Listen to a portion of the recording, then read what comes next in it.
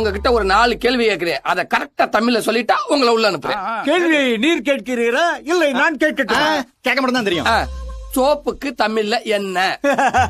Soap soap soap, bubbles bubbles soap. ஐயோ, வயலை கட்டி. காப்பிக்கு என்ன? காஃபி. ஆத்தேங் அப்புறம் ஊத்தேங். ஐயோ, கொட்டை வடிநீர். குழம்பி என்றும் சொல்லலாம். எப்புரா? எனக்கு திருக்குறள், நலவெண்பா, நாட்டியப்பா, சீரா புராணம், 10 பாட்டு, 8 தொகை, அகநானூறு, புறநானூறு, ஆத்திச்சூடி எல்லாம் தெரியுமையா. இதெல்லாம் என்னப்பா?